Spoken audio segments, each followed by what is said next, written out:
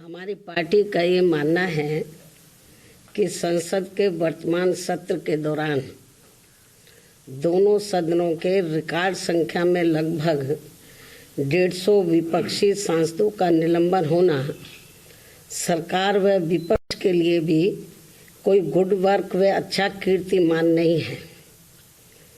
कसूरवार कोई भी हो, किंतु संसदीय इतिहास के लिए ये घटना अति दुखद, दुर्भाग्यपूर्ण व लोगों के विश्वास को आघात पहुंचाने वाला है।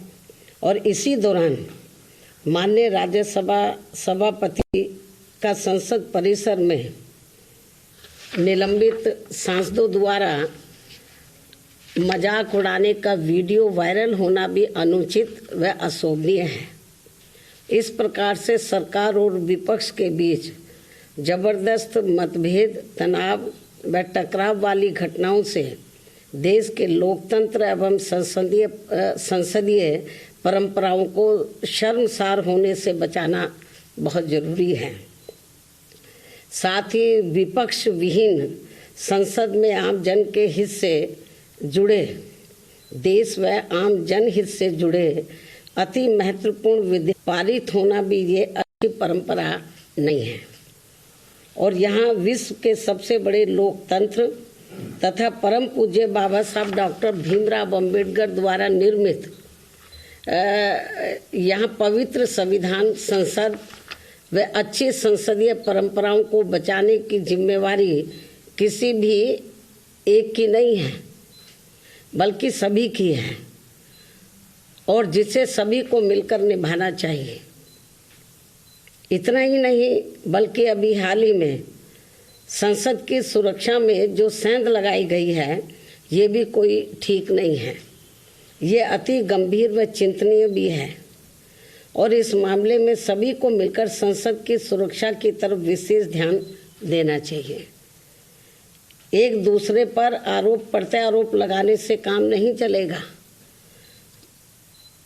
बल्कि सभी को गंभीरता से लेना चाहिए तथा इसके जो भी दोषी व षड्यंत्रकारी हैं तो उनके विरुद्ध सख्त कानूनी कार्रवाई भी होना अत्यंत जरूरी है तथा ऐसे में इसके खुफिया विभाग को भी अब काफ़ी सतर्क रहने की ज़रूरत है ताकि आगे कभी भी ऐसी घटना की पुनरावृत्ति न हो सके। इसके अलावा विपक्ष के गठबंधन में बीएसपी सहित अन्य जो भी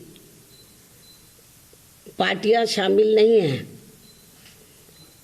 बीएसपी सहित अन्य जो भी विपक्षी पार्टियां शामिल नहीं हैं, तो उनके बारे में किसी को भी बेफजूल कोई भी टीका टिप्पणी करना उचित नहीं है तथा इससे इनको बचना चाहिए। मेरी इनको यही सलाह भी है, क्योंकि भविष्य में देश व जनहित में कब किसको किसी की भी जरूरत पड़ जाए, ये कुछ भी कहा नहीं जा सकता है। अर्थात फिर ऐसे लोगों को व पार्टियों को भी काफ़ी शर्मिंदगी उठानी पड़े, ये ठीक नहीं है। और इस मामले में खासकर समाजवादी पार्टी इस बात का जीता जागता उदाहरण भी है।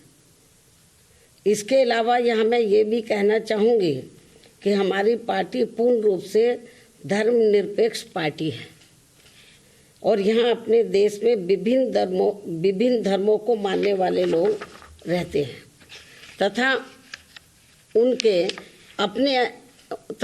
अपने अलग अलग से आस्था के अनेकों स्थल बने हैं,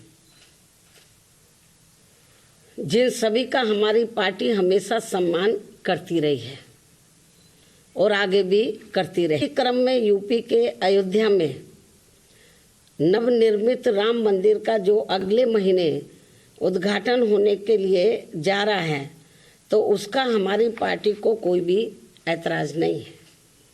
और यहाँ अयोध्या में कोर्ट के आदेश पर सरकार द्वारा निर्धारित की गई जमीन पर जब भी मस्जिद का निर्माण होता है, तो तब उसके उद्घाटन का भी हमारी पार्टी कोई ऐतराज नहीं करेगी।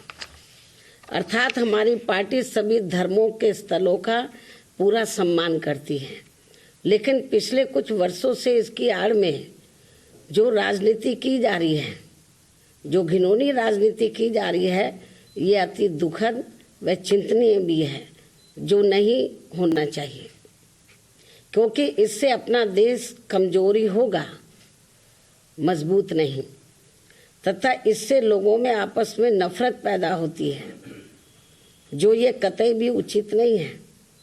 इस बात का भी सभी को पूरा ध्यान रखना चाहिए। इन्हीं कुछ खास बातों के साथ ही अब मैं अपनी बात यही समाप्त करती हूँ। धन्यवाद।